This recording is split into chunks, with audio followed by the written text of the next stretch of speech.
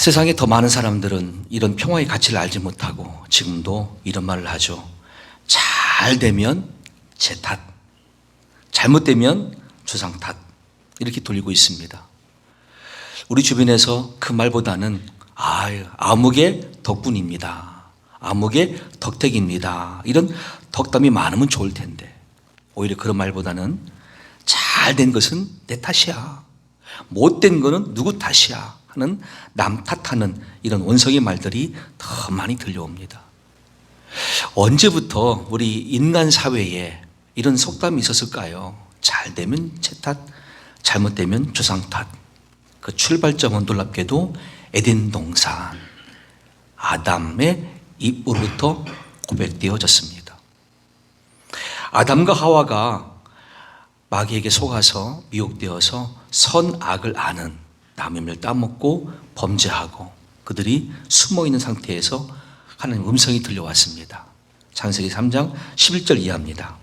이르시되 누가 너의 벗었음을 너에게 알렸느냐? 내가 너에게 먹지 말라 명한 그 나무 열매를 네가 먹었느냐? 아담이 이르되 하나님이 주셔서 나와 함께 있게 하신 여자, 그가 그 나무 열매를 내게 주므로 내가 먹었나이다. 여호와 하나님이 여자에게 이르시되 네가 어찌하여 이렇게 하였느냐? 여자가 이르되 뱀이 나를 꿰므로 내가 먹었나이다. 여호와 하나님이 뱀에게 이르시되 네가 이렇게 하였으니 네가 모든 가축과 들의 모든 짐승보다 더욱 저주를 받아 배로 다니고 살아있는 동안 흙을 먹을지니라. 내가 너로 여자와 원수가 되게 하고 네 후손도 여자의 후손과 원수가 되게 하리니 여자의 후손은 네 머리를 상하게 할 것이요 너는 그의 발꿈치를 상하게 할 것이니라 하시고, 여호와 하나님이 아담과 그의 아내를 위하여 가죽 옷을 지어 입히시니라. 아멘.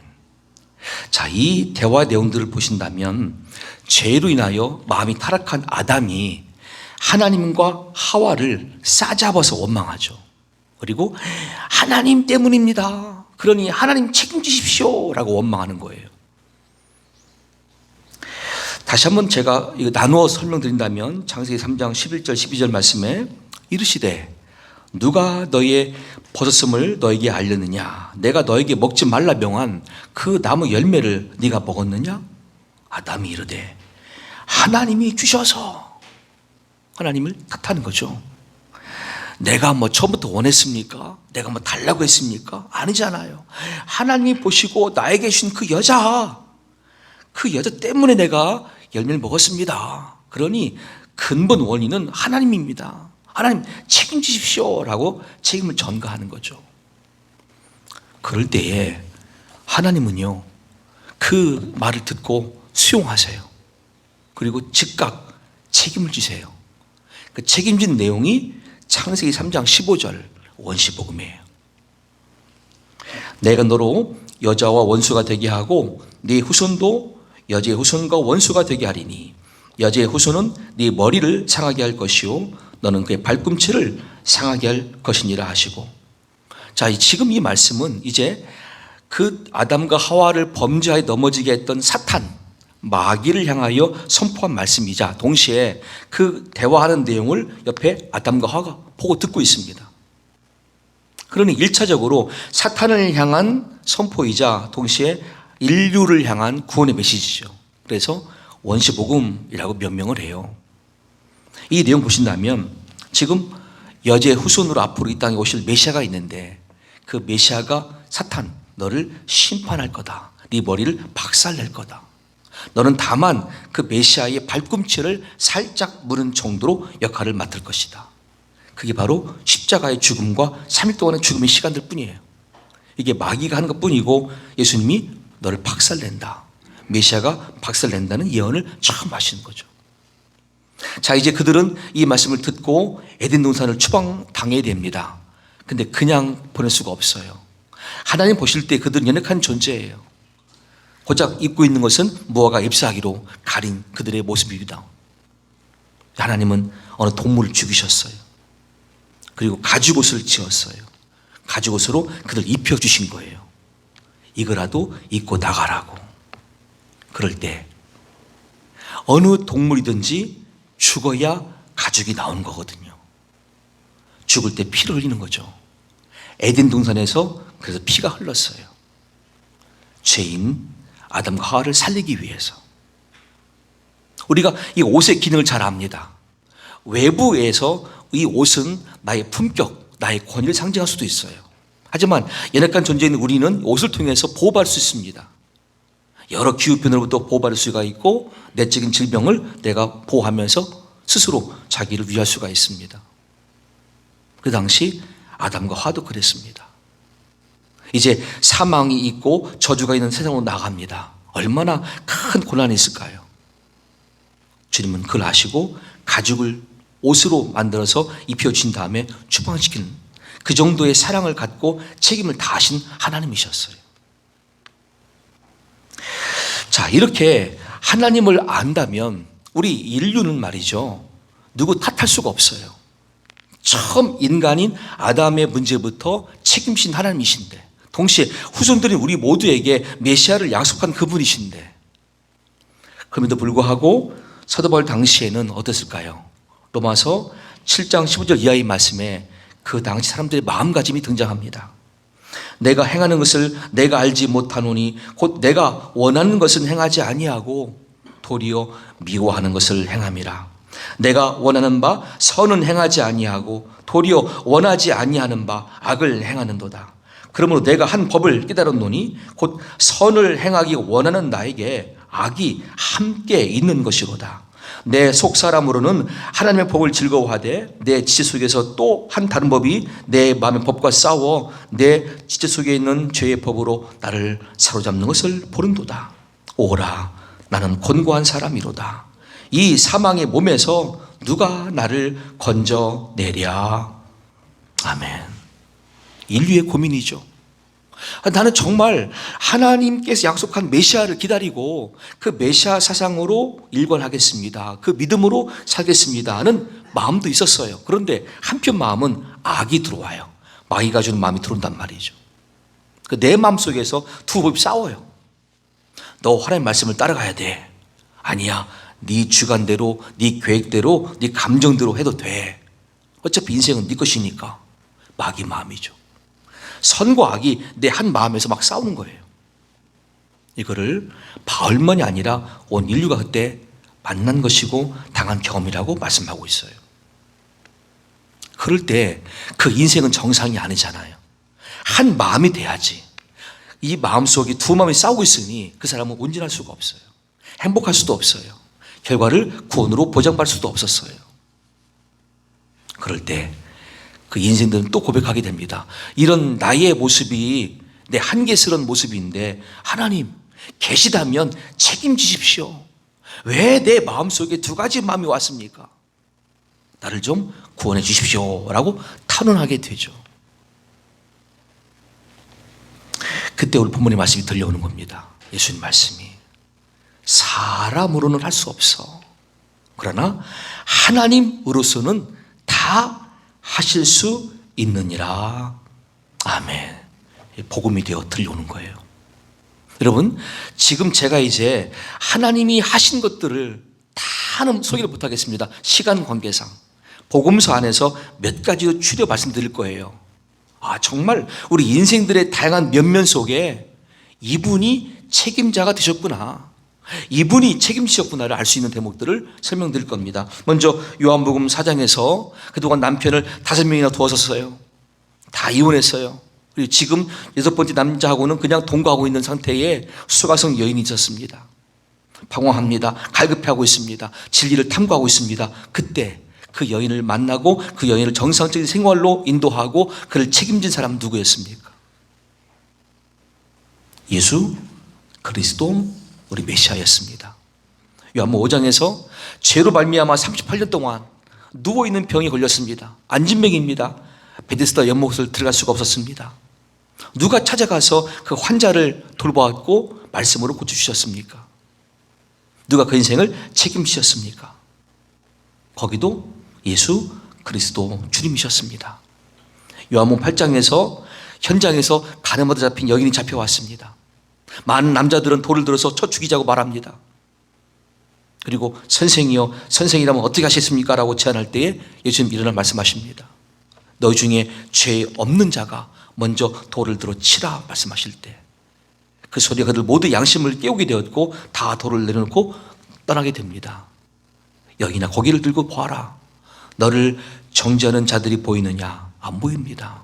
나도 너를 정죄하지 않노니 다시는 죄를 범하지 말라 하면서 그 여인에게 새로운 삶을 보장하시고 그 여인의 삶을 책임진 분 누구십니까? 거기도 예수님이 계셨습니다. 요한복음 11장에 죽은 지 나흘 되어서 썩는 냄새가 나는 시체 나사로를 향하여 바깥에서 예수님이 외치십니다. 나사로야 나오라 할 때 이미 죽은 지 나흘 된 시체가 그 말씀 듣고 나옵니다. 부활의 생명을 허락받습니다. 이렇게 죽은 자도 책임지는 인생, 그 이름 누구십니까? 예수님이셨습니다. 누가복음 7장에서 나인성을 지나게 되었습니다. 나인성 안에서는 마침 장래 행렬이 나오고 있었습니다. 그 죽은 사람의 주인공은 그 성에 살고 있던 어느 과부의 독자 유일한 아들이었습니다. 남편 일찍 세상을 떠났습니다. 하나뿐인 아들도 지금 죽었습니다. 남겨진 엄마는 하염없이 웁니다. 그 엄마의 슬픔에 모든 성 사람들이 함께 울고 있습니다. 그 현장에 예수님이 찾아가십니다. 그리고 말씀으로 그 죽은 아들을 살리셔서 그 가정이 다시 회복될 수 있는 모습으로 책임지십니다. 그분도 누구십니까? 거기도 예수님이셨습니다. 이루 말할 수 없지만 우리 인생의 모든 현장들마다 그 현장들의 아픔 속에 그들 속에 있는 원망 속에 그리고 모든 억울함 속에서 그 문제를 책임진 분이 있는데 그분의 이름은 메시아로 오신 예수님이셨습니다. 하나님은 그렇게 우리 인생들의 문제를 아들 예수를 통해서 해결해 주셨습니다. 그래서 오늘 말씀 26절 7절입니다. 예수께서 그들을 보시며 이르시되 사람으로는 할 수 없으나 하나님으로서는 다 하실 수 있느니라. 아멘. 고관, 부자 이 친구가 찾아왔습니다. 나는 이미 그 지역의 유명한 관리이자 청년 나이로 힘도 있고 그리고 돈도 많은 집안의 아들입니다. 이제 마지막 소원이 있습니다. 현재 이 모든 상태를 영원까지 끌고 갈 마음으로 내가 어떻게 해야 영생을 얻을 수가 있을까 하는 마음을 품고 찾아왔습니다. 예수님께 질문합니다. 선생님, 내가 어떤 선한 일을 하여야 영생을 얻을 수가 있겠습니까? 라고 물었습니다. 이 청년의 마음속에는 기준이 무엇이냐면 선한 일, 곧 행함이 기준이었습니다. 예수님 보실 때는 기준이 아닌 거죠. 구원은 믿음으로 얻는 구원인데 이 친구는 구원에 대한 믿음이 아니라 행함으로 어떤 결과를 추구하는 그런 상태였습니다. 그런 그에게 예수님은 너 십계명 알지? 다 지키고 있어? 예, 제가 다 지키고 있습니다. 거짓말이었습니다. 이걸 아시고 예수님 말씀하십니다. 21절부터 예수께서 이르시되 네가 아직 한 가지가 부족한데 십계명 다 지킨 게 아니다. 네가 온전하고자 할진데 다시 말하면 행함으로도 다 순종하기 원한다면 부족한 거 한 가지 해라. 너희의 소유를 팔아 가난한 자들에게 주라. 그리하면 하늘에서 보화가 너에게 있으리라. 그리고 와서 나를 따르라 하시니. 자기 기준으로는 내가 십계명 다 지키고 있어요. 여호와를 사랑합니다. 이웃 사랑합니다. 부모님 효도합니다. 그런데 그 이웃 사랑 중에 한 가지 부족한 것이 예수님께 딱 보였습니다. 너 그런데 말은 하고 있지만 행함으로 물질을 나누지 않고 있구나. 지금 이 문제를 예수님이 본질로 말씀하십니다. 너 다 나눠주고 그리고 나를 따르라. 따르면서 진리를 들어라. 진리를 믿어라. 그 진리를 순종하면 된다. 이 말씀이에요. 그러자 그 청년은 재물이 많음으로 이 제안을 듣고 근심하며 갔습니다. 구원의 기회를 박탈당한 것이죠. 본인의 자유의지에 의해서 예수께서 남겨진 무리들에게 말씀하십니다. 내가 진실로 너에게 이르노니 부자는 천국에 들어가기가 어려우니라. 왜 어려울까요? 첫째, 그들의 생각 속에는 가치관의 판단이 무슨 선한 일을 해야 구원받는다. 아니거든요. 진리를 믿고 진리신 예수를 믿을 때 얻는 구원이지 행함이 아니에요. 두 번째, 순종에 대한 태도가 없어요. 다시 너에게 말하노니 낙타가 바늘 귀로 들어가는 것이 부자가 하나님의 나라에 들어가는 것보다 쉬우니라 하시니 제디 듣고 몹시 놀라 이르되 그렇다면 누가 구원을 얻을 수 있으리까? 그렇게 말씀하신 다음에 이 땅에서 구원받을 사람은 아무도 없어 보입니다. 예수께서 그들 보시며 이르시되 사람으로는 할 수 없으나 하나님으로서는 다 하실 수 있느니라. 아멘. 하나님이 어떻게 하신다는 얘기죠? 구원받을 만한 믿음을 주신다는 뜻이에요. 걱정하지 마. 너희가 걱정한 문제가 아니야. 그거는 하나님이 하셔. 구원받을 만한 믿음을 주신단 말이야. 실제로 로마서 3장 10절 이하의 말씀 보면은요, 그 당시 인생들의 모습 보십시오. 얼마나 하나님의 은혜가 필요한 상태에 있는지. 기록된 바 의인은 없나니 하나도 없으며 깨닫는 자도 없고 하나님을 찾는 자도 없고 다 치우쳐 함께 무익하게 되고 선을 행하는 자는 없나니 하나도 없도다. 그들의 목구멍은 열린 무덤이요 그 혀로는 속임을 일삼으며 그 입술에는 독사의 독이 있고 그 입에는 저주와 악독이 가득하고 그 발은 피 흘리는데 빠른지라. 파멸과 고생이 그 길에서 평강의 길을 알지 못하였고 그대 눈앞에 하나님을 두려워하는 마음이 없느니라 함과 같으니라. 아멘. 그게 그들의 인간의 모습이었어요. 하나님 절대 찾지 않아요. 그리고 입 밖에 말하는 내용과 자기들이 가는 발걸음과 손과 행한 모든 모습들이 다 악의 정체였어요. 근데도 알지 못해요. 내가 지금 악의 무리 가운데 있구나, 나의 모습이 악이구나를 한 사람도 깨닫지 못하였다라고 말씀하고 있어요. 근데 그런 그들이라도 하나님은 얼마든지 구원할 수 있는 분이라고 예수님 말씀하신 거예요. 그게 하나님의 능력이에요. 사도바울 당시에도 그렇게 이단에 빠진 분이 많았습니다. 성령께서는 그때 그 상황을 우리에게 이렇게 들려주었습니다. 고린도후서 11장 4절 이하에 만일 누가 가서 우리가 전파하지 아니한 다른 예수를 전파하거나 혹은 너희가 받지 아니한 다른 영을 받게 하거나 혹은 너희가 받지 아니한 다른 복음을 받게 할 때에는 너희가 잘 용납하는구나. 이단이 와서 이런 거짓말하고 이렇게 막 감정 주고 이렇게 막 선물하고 막 할 때 흔들리는 거예요. 그런 건 잘 용납하는구나. 그런 사람들은 거짓 사도요 속이는 일꾼이니 자기를 그리스도의 사도로 가장하는 자들이니라. 이것은 이상한 일이 아니니라. 사탄도 자기를 광명의 천사로 가장하나니 그러므로 사탄의 일꾼들도 자기를 의의 일꾼으로 가장하는 것이 또한 대단한 일이 아니니라. 그러나 그들의 마지막은 그 행위대로 되리라. 아멘. 이단에 들어가면 그 행위대로 다 지옥 가요. 내가 살 길이 무엇이겠어요? 사람이 아니라 하나님으로서는 다 할 수 있다 말씀하셨으니 그 하나님을 찾아야 되겠죠. 근데 그분은 사람이 아니기 때문에 영이세요. 근데 왜 영이신 하나님을 사람으로 끌어내립니까? 어느 단체는 뭐 보혜사가 이 사람이고 이 사람도 재림 예수가 이 사람이고 이단들은 그래요. 들어보면 사람이 그들을 다 지배하고 있어요. 속지 마세요. 구원은 사람한테 있는 것이 아니라 하나님께 있는데 하나님은 영이세요. 보이지 않는 분이시죠. 그러나 우리에게 보여주신 방법이 메시아로 오시는 아들 예수 때문에 하나님이 이런 분이시구나를 알려주셨어요. 이사야 53장 5절 이하입니다. 그가 찔림은 우리 허물 때문이요 그가 상함은 우리의 죄악 때문이라. 그가 징계를 받음으로 우리는 평화를 누리고 그가 채찍에 맞음으로 우리는 나음을 받았도다. 우린 다 양 같아서 그릇 행하여 각기 제 길로 갔거늘 여호와께서는 우리 모두의 죄악을 메시아로 오신 아들 그에게 담당시키셨도다.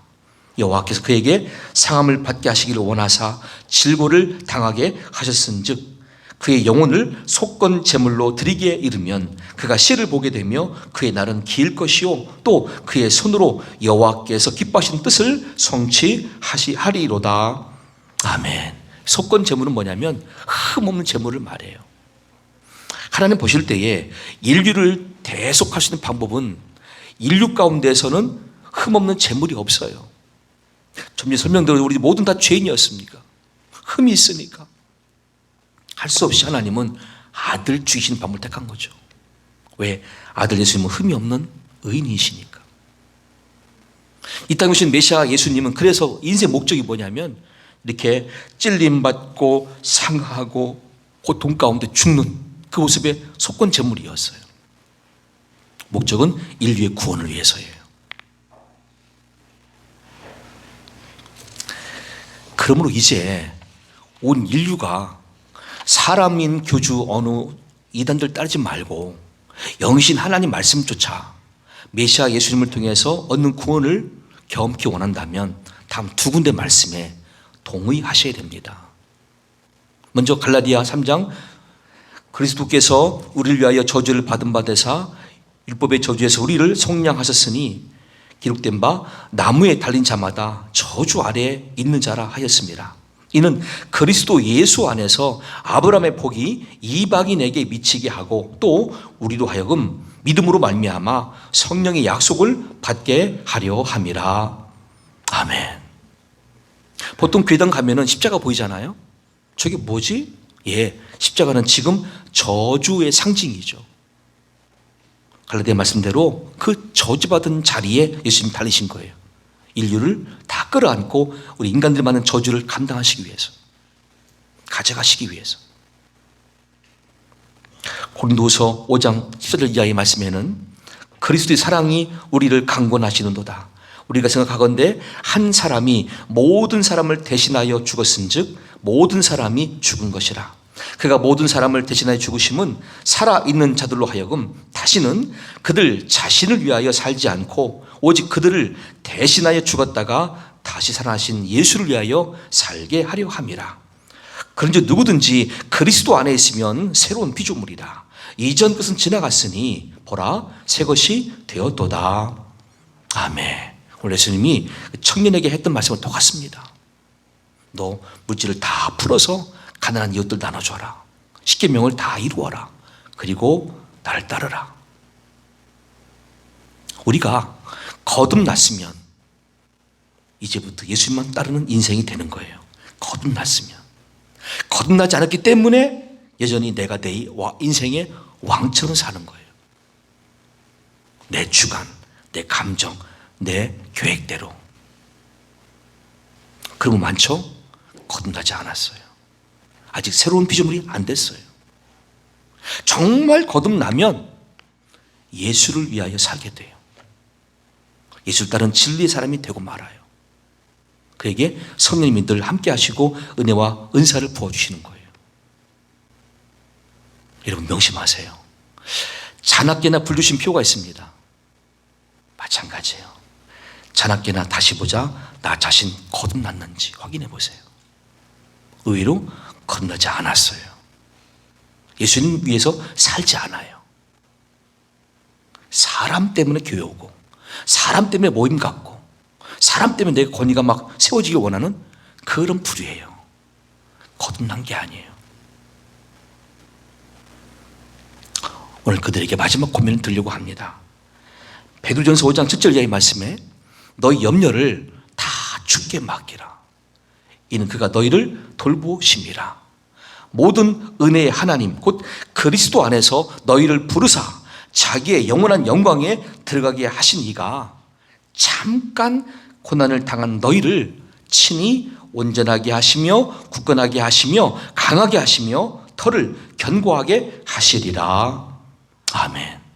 여기 보시면 일단 거듭난 우리들에게는 고난의 의미가 달라집니다. 왜 성도에 고난을 주십니까? 잠깐 고난을 받는 이유는 친히 온전하게 하기 위해서, 굳건하게 하기 위해서, 강하게 하기 위해서, 마지막에 터를 견고하게 하기 위해서.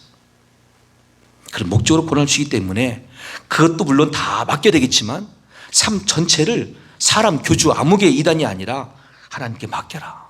주께 맡기라. 그리하면 그가 너희를 돌보심이라. 아멘. 우리를 초대하셨습니다. 어떤 분은 걱정합니다. 목사님, 그런데 물질은요? 내가 신앙면에서는 주 앞에 다 맡긴 존재가 된다 할지라도 당장 살고 싶은데 이 물질의 문제는 어떡합니까? 잠언 말씀을 들어보십시오. 너희 행사를 여호와께 맡기라. 그리하면 네가 경영하는 것이 이루어지리라. 적은 소득이 공의를 겸하면 많은 소득이 불의를 겸한 것보다 나으니라. 사람이 마음으로 자기의 길을 계획할지라도 그의 걸음을 인도하시는 이는 여호와시니라.